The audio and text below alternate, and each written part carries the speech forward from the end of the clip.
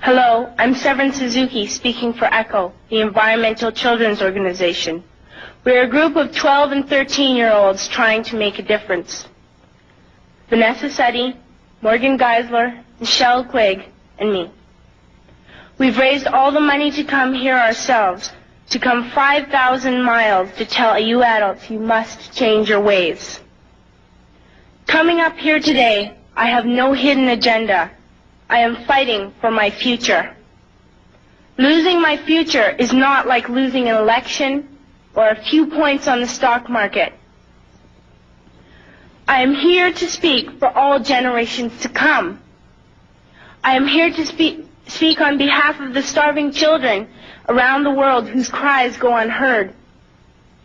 I am here to speak for the countless animals dying across this planet because they have nowhere left to go. I am afraid to go out in the sun now because of the holes in our ozone.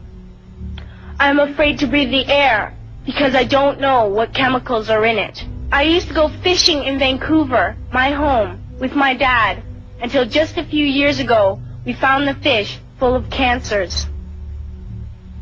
And now we hear of animals and plants going extinct, every day vanishing forever. In my life, I have dreamt of seeing the great herds of wild animals, jungles and rainforests full of birds and butterflies. But now I wonder if they will even exist for my children to see. Did you have to worry of these things when you were my age?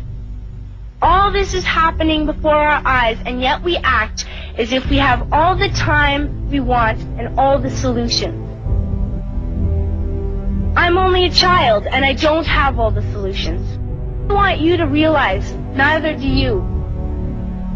You don't know how to fix the holes in our ozone layer. You don't know how to bring the salmon back up in a dead stream. You don't know how to bring back an animal now extinct. And you can't bring back the forest that once grew where there is now a desert. If you don't know how to fix it, please stop breaking it. Here, you may be delegates of your governments, business people, organizers, reporters, or politicians, but really, you're mothers and fathers, sisters and brothers, aunts and uncles, and all of you are someone's child. I'm only a child, yet I know we are all part of a family, 5 billion strong, in fact 30 million species strong, and borders and governments will never change that. I'm only a child, yet I know we are all in this together and should act as one single world towards one single goal.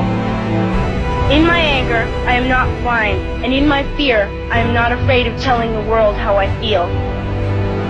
In my country, we make so much waste. We buy and throw away, and yet northern countries will not share with the needy. Even when we have more than enough, we are afraid to share. We are afraid to let go of some of our wealth. In Canada, we live the privileged life, with plenty of food, water, and shelter.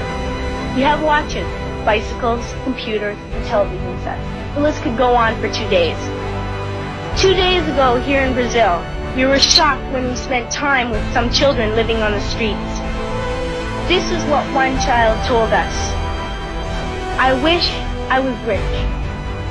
And if I were, I would give all the street children food, clothes, medicines, shelter, and love and affection. If a child on the streets who has nothing is willing to share, why are we who have everything still so greedy?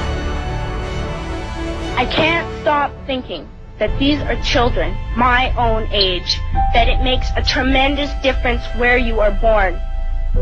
That I could be one of those children living in the favelas of Rio. I could be a child starving in Somalia, or a victim of war in the Middle East, or a beggar in India. I am only a child, yet I know if all the money spent on war was spent on finding environmental answers, ending poverty, and finding treaties what a wonderful place this earth would be. At school, even in kindergarten, you teach us how to behave in the world. You teach us not to fight with others, to work things out, to respect others, to clean up our mess, not to hurt other creatures, to share, not be greedy. Then why do you go out, do the things you tell us not to do?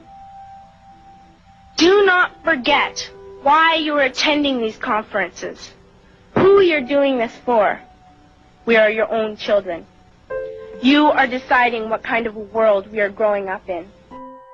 Parents should be able to comfort their children by saying, everything's going to be all right. It's not the end of the world, and we're doing the best we can.